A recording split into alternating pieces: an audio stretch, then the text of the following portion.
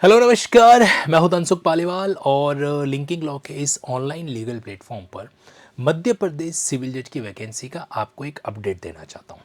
कई बार क्या होता है, कुछ आंकड़े, कुछ फिगर, कुछ स्टेट्स हमारे सामने होती ना, तो हमारा स्ट्रेटेजिक अप्रोच जो है उस एग्ज़ाम की प्रिपरेशन को लेकर वो थोड़ा और सटीक और कंसंट्रेटेड जो रहता है।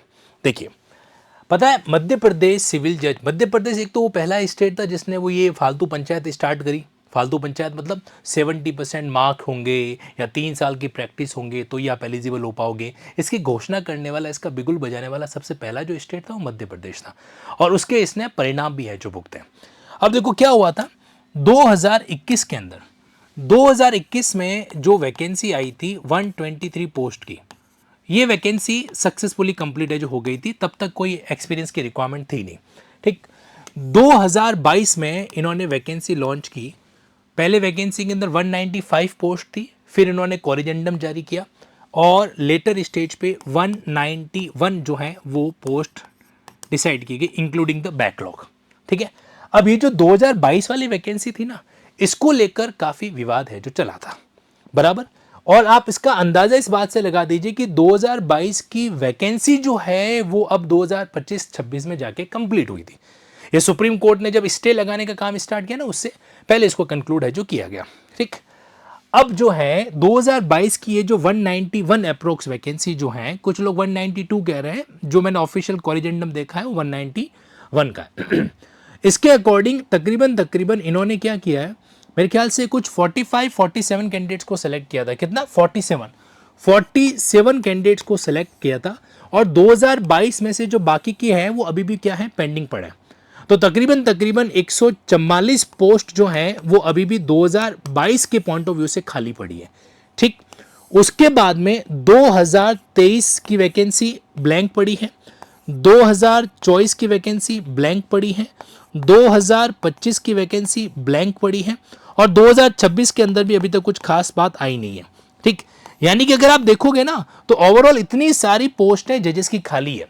अभी हाल ही में एक न्यूज़पेपर है दैनिक भास्कर, इसने एक रिपोर्ट सबमिट करी, ठीक है। देखो, ये जो प्रिंट मीडिया होता है ना, आज भी कहीं कहीं ई मीडिया से ज़्यादा ऑथेंटिकेट है जो होता है।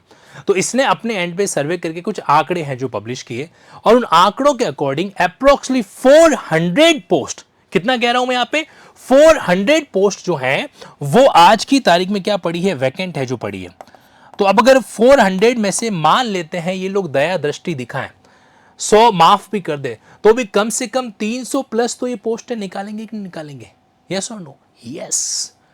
मध्य प्रदेश सिविल जज, हेलो, आपसे कह रहा हूं मैं, मध्य प्रदेश सिविल जज अगर आपकी टारगेट लिस्ट में है तो अपने माइंड को प्रिपेयर कर दीजिएगा कि 400 पोस्ट वैकेंट है। तो संभावित है इस साल भी वैकेंसी आएगी, अगले साल भी वैकेंसी आएगी, क्योंकि एक साथ ये सारी पोस्टें फिल नहीं कर पाएंगे। क्यों नहीं कर पाएंगे? क्योंकि जब एक जज को सेलेक्ट किया जाता है तो उसके बाद इनके लिए ट्रेनिंग, इंस्टीट्यूशनल अरेंजमेंट भी करने पड़ते हैं, है ना। तो एक साथ 400 के 400 जजेस को कंप्लीट करना, ट्रेनिंग वेनिंग देना, एक इंफ्रास्ट्रक्चर के पॉइंट ऑफ व्यू से इनके लिए टफ काम है। आपसे बहुत प्रैक्टिकल बात कर रहा हूं, इंफ्रास्ट्रक्चर के पॉइंट ऑफ व्यू से इनके लिए टफ काम रहेगा। तो ये क्या करेंगे, 400 में से हो सकता है 70% वैकेंसी अभी निकाल दें, है ना, मतलब 300 निकाल देवे या 250 निकाल दे और अगले साल वापस वैकेंसी फिर आएगी, बराबर। आप लोग खुद को मेंटली प्रिपेयर कर दीजिए कि ये सेगमेंट हमारे लिए एक अपॉर्चुनिटी है। मैं जानता हूं कि इतने सालों के इंतजार के बाद इंसान का संयम, पेशेंस, धैर्य टूट जाता है ना। आप में से भी कई ऐसे कैंडिडेट होंगे जो फाइनेंशियली या इंतजार करते करते थक चुके हैं। कई लोग कॉर्पोरेट या दूसरे सेगमेंट के अंदर भी जा चुके हैं। लेकिन जब चूंकि अब पिक्चर एकदम क्लियर हो चुकी है, सुप्रीम कोर्ट ने भूमिका ट्रस्ट वाले केस में सब कुछ एकदम अच्छे तरीके से मेंशन कर दिया, तो आपको शुरुआत के 2 साल जैसे आप सेलेक्ट होते हो 70,000 की सैलरी, और जब आपको रेगुलर जज के रूप में कर दिया जाएगा तो 1,40,000 की वैकेंसी आपकी जो है सैलरी आएगी। तो ये भरपाई कर देगी। आज आप प्राइवेट सेगमेंट में जाओगे तो कितना पेमेंट मिलता है, 15,000, 20,000, है ना। साल भर अगर आपने मेहनत भी करी तो 20,000 के हिसाब से कितना पेमेंट मिलेगा, 2.5 लाख रुपए। आपकी रेगुलर जज के रूप में 2 महीनों की सैलरी जो है वो साल भर की सैलरी से ज़्यादा होगी। मैं आपको लालच नहीं दे रहा हूं, मैं आपको बता रहा हूं। समटाइम व्हाट हैपन कि जो संयम की गाड़ी है वो धीरे धीरे चलती जरूर है, लेकिन जब वो रफ्तार पकड़ती हैं तब उसकी दिशा और दशा दोनों ही अपने आप में अलग ही प्रशंसनीय और एप्रिशिएबल हो जाती है। नाउ तो अब ऐसे केस के अंदर यहां पर आपके सामने, अच्छा देखो आप ये मान के चलना 50,000 कैंडिडेट इसमें अप्लाई करने वाला है, क्योंकि 4 साल की वैकेंसी है, तो 4 साल तक कैंडिडेट्स क्या रहे हैं, एक तरीके से विद ड्यू रेस्पेक्ट लेकिन बेरोजगार रहे हैं, अनएम्प्लॉय रहे, खासकर जिनका जुडिशियल ड्रीम था। तो ऐसे केस में 50,000 कैंडिडेट जो है, तकरीबन तकरीबन कितने, 50,000 कैंडिडेट्स आने वाली वैकेंसी के अंदर बैठने वाले हैं। अब आप ये सोच रहे हो, अब एक तीखी बात कह रहा हूं, आप लोगों को थोड़ी कड़वी लगेगी और कमेंट बॉक्स के अंदर आप मेरी शान में गुस्ताखी वाले शब्द भी लिखोगे, बट फिर भी सुन लो। 50,000 कैंडिडेट जो है ना इस एग्जाम के अंदर बैठेंगे, जिसमें 200-300 वैकेंसी है जो होगी, ठीक। अब इन 50,000 के अंदर वो कैंडिडेट्स भी होंगे जिन्होंने 5 साल रेगुलर तरीके से नेशनल लॉ यूनिवर्सिटीज़ के अंदर पढ़ाई कर रखी है, या किसी अच्छी खासी प्राइवेट यूनिवर्सिटी से पढ़ाई कर रखी है रेगुलर तरीके से, और वो कैंडिडेट्स भी होंगे जिन्होंने 3 साल का एलएलबी कर रखा है, या फिर 5 साल का एलएलबी इंटीग्रेटेड कोर्स से कर रखा है, लेकिन ना तो कॉलेज में प्रॉपर क्लासेस लगा करती थी, और ना आप कभी कभार जाया करते थे, और ना वहाँ पर ढंग के टीचर्स ने आपको प्रॉपर तरीके से पढ़ाया होगा। अब तीनों में से जो भी कारण हो, ओवरऑल ये है कि आपकी कॉन्सेप्चुअल बैकग्राउंड जो है वो क्लियर नहीं है। ऐसे केस के अंदर अगर हम गलत फहमी पाल के बैठे हैं कि नहीं कॉलेज वॉलेज से क्या फर्क पड़ता है, मैं तो अपने एंड पर ही सारा सेल्फ तैयार करके खुद को मजबूती से प्रिपेयर कर लूंगा, तो मैं माफी चाहता हूं, तुम बहुत बड़ी गलत फहमी पाल के बैठे हो। जिस तरीके से आप अपने स्कूल टाइम के अंदर साइंस के सब्जेक्ट को क्या सेल्फ समझ पाए थे क्या? नहीं, स्कूल टाइम में हम लोग रेगुलर स्कूल जाते थे, टोटल 4 क्लास रेसेस से पहले, 4 क्लास रेसेस के बाद कंडक्ट होती थी, वो भी रेगुलर बेसिस पर आपके 6 डे इन अ वीक। तब कहीं जाके हम साल भर जो है ना अपने मेन एग्जाम के लिए क्या हो जाते, प्रिपेयर है जो हुआ करते थे। तो वो सेम टू सेम चीज, उस समय हमको किसी तरह की कोई कोचिंग की जरूरत नहीं है। मैं तो इस कोचिंग वाले कॉन्सेप्ट के प्राइमा फेसा ही बेसिकली देखा जाए तो अगेंस्ट में हूं, है ना। मुझे पता है मैं एक कोचिंग इंस्टीट्यूट के प्लेटफॉर्म से बात कर रहा हूं, लेकिन मैं आपको फिर भी रियलिटी बता रहा हूं। अगर ढंग से कॉलेज लेवल पे अच्छी पढ़ाई हो जाए ना, तो ना तो कोई कोचिंग की जरूरत है ना कुछ भी जरूरत है।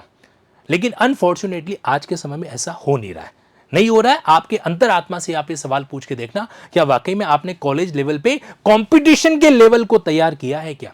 एकेडमिक स्टडी के अंदर क्या आपने कॉम्पिटिटिव सेगमेंट को तैयार किया क्या? आपके कॉलेज में आप 220 कैंडिडेट थे, 200, 250, मैक्सिमम 500 कैंडिडेट थे। उन 500 में से आपने कुछ कैंडिडेट सेलेक्ट हुए, कुछ कैंडिडेट रिजेक्ट हुए, वो भी इसके अंदर कोई कट ऑफ का क्राइटेरिया नहीं था। लेकिन ये कंपटीशन मार्केट है। आपके कॉलेज में क्लास में जितने बच्चे बैठते थे ना, उन बच्चों में से तकरीबन 500 गुना, 1000 गुना बच्चे कंपटीशन के अंदर बैठेंगे। अब आपको ये डिसाइड करना है कि आपको इन रिक्रूटमेंट के अंदर इस साल या अगले साल प्रॉपर तरीके से खुद को सेलेक्ट करवाना है कि नहीं करवाना है। अगर सेल्फ स्टडी करते हो तो खुद की ऐसी एकदम रणनीति तैयार करो, एक ऐसा स्ट्रेटजी तैयार करो, और उसके अकॉर्डिंग यूट्यूब पे लेक्चर्स देखो, जहां कंटेंट मिलता है वहां पे लेक्चर्स देखो, लेकिन देखो जरूर। और नहीं तो एक बार थोड़ा सा श्रम पसीना मेहनत खुद के लेवल पर भी कर लो। जीवन में संघर्ष कौन नहीं करता है ना। तो एक बार एक साल जहां आपको उचित लगे, मैं ऐसा बिल्कुल भी नहीं कह रहा हूं कि आप लिंकिंग लॉ के प्लेटफॉर्म को ज्वाइन करके अपनी तैयारी करना, आपका जहां पे मन माने वहां से, बट एक बार व्यवस्थित सिस्टमेटिक गाइडेंस लेके फिर एग्जाम के अंदर अपियर होंगे ना, तो आपको अपनी कमियों का और आपको अपने प्लस पॉइंट का भी पता चलेगा। अगर फेल होना भी है तो इस कदर होइएगा कि अनुभव का बैलेंस बना हुआ रहे। ओके, इस लाइन के अंदर बड़ा गहरा मीनिंग है, सोच के देखिएगा। ठीक है, ये सेगमेंट है। अच्छा, अब चूंकि क्या है कि 3-4 सालों तक कई सारे कैंडिडेट्स के साथ में एक तरीके से इंतजार के साथ और कुछ हुआ नहीं है। लिंकिंग लॉ पे मैंने एक छोटा सा प्रयास किया है कि जो कैंडिडेट इस सेगमेंट को नहीं कर पाए हैं, किसी कारण 3-4 साल अपनी कंसिस्टेंसी को, अपनी रेगुलरिटी को तोड़ चुके हैं, तो जो रेगुलरली आपके लिए एक अलग प्राइस पे रहता है, उसको मैंने जितना संभव हो सके, ऑनेस्टली बता रहा हूं, जितना संभव हो सके वो आपके लिए मैंने अवेलेबल कराया है। अब आप 19,999 के अंदर 12 मंथ तक लाइव क्लास, कह रहा हूं मैं, लाइव क्लास जो है वो ऑब्जर्व कर पाएंगे, और लाइव के बाद रिकॉर्डेड भी रहेगा। ठीक, खासकर इसके अंदर मेरा फोकस जो है आपकी मेजर लॉ पे कमांड को एकदम शानदार करने का रहेगा ही रहेगा। बाकी चीजें लैंग्वेज, जीके वगैरह वो आपको रिकॉर्डेड अवेलेबल कराऊंगा मैं, लेकिन लॉ का सेगमेंट जो है वो आपके सामने लाइव भी रहेगा, रिकॉर्डेड भी रहेगा, मॉक टेस्ट भी इंक्लूडेड, इसके अंदर प्रैक्टिस टेस्ट भी इंक्लूडेड है। लिंकिंग लॉ का जितना भी स्टडी मटेरियल है वो भी आपके बीच में अवेलेबल है जो रहेगा। आप लिंकिंग पब्लिकेशन में जाके हर एक कंटेंट को ई एक्सेस है जो कर पाएंगे। ठीक है, तो ये आपके लिए एक चीज मैंने कर रखी है। इसके अंदर मैं आपको बताना चाहता हूं, पता है क्या होगा, 18% सरकार को सीधा जीएसटी जाएगा, 30% सरकार को सीधा इनकम टैक्स है जो जाएगा, वगैरह वगैरह।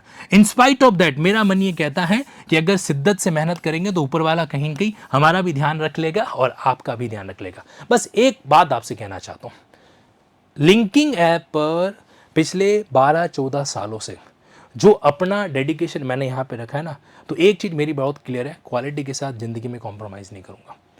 तो एप्पल का आईफोन आपके लिए ये चीज़ अवेलेबल करवा रहा हूँ। और जब आप क्लास अटेंड करेंगे ना, तब आप इस सेगमेंट को ऑब्जर्व कर पाएंगे कि किस लेवल की स्टडी हम लोग क्लास के अंदर की रहते हैं, डायग्रामेटिक नोट्स बनाते हुए, बेरेक्ट के एक एक वर्ड को ध्यान से पढ़ते हुए, ये सारा सेगमेंट इसके अंदर होगा। ठीक है, अभी मैंने आपको वस्तु स्थिति बता दी है, और साथ ही साथ में बाकी आपकी ये एजीपी और ये तो एडवोकेसी प्रैक्टिकल सेगमेंट है, और आपके AIB 22 का प्रिपरेशन यहाँ पर है। तो this is the reality, now you need to decide what to do. Okay, मैंने आपके सामने कुछ फैक्ट्स, फिगर और आगे की स्ट्रेटजी के बारे में बात कर लिया है। अब आप ये डिसाइड कीजिए, आपका कोई भी क्वेरी मेरे तक अगर चाहिए, आप मेरे को @तनसुख सर पे मैसेज कर दीजिएगा टेलीग्राम पे, या फिर 9887746100 पे आप टीम से कनेक्ट भी हैं जो क्या कर सकते हैं। ठीक है ना। और एक आखिरी बात कहना चाहता हूँ, और वो ये है जीवन के अंदर अपने लक्ष्य को प्राप्त करने के अंदर एक सबसे बड़ी भूमिका जो रहती है वो समय पे निर्णय लेने की होती है। ओके, तो अपना डिसीजन अकॉर्डिंग लीजिए। एक और चीज़ जो ह्यूमैनिटी के नाते, लिंकिंग लॉ अपनी इनकम का एक जो कंट्रीब्यूशन है वो लिंकिंग विधि कल्याण ट्रस्ट में डालता है। ऐसे कोई कैंडिडेट जो बहुत ही जेन्युइन फिनेंशियल कंडीशन, मैं मान के चल रहा हूँ कि शिक्षा के क्षेत्र के अंदर आज के स्टूडेंट झूठ नहीं बोलते हैं, तो जिनका जेन्युइन फिनेंशियल कंडीशन बहुत ख़राब है, आप कैंडिडेट्स क्या कर सकते हैं, मुझे DM कर सकते हैं या मेरी टीम से DM कर सकते हैं। वो आपको एक लिंकिंग विधि कल्याण का फॉर्म है जो शेयर करेंगे। तो मेरी कोशिश रहेगी यथासंभव जो भी आपके लिए मदद कर सकूँ मैं ज़रूर करूँगा। ओके जी, थैंक यू सो मच। जय हिंद, जय भारत।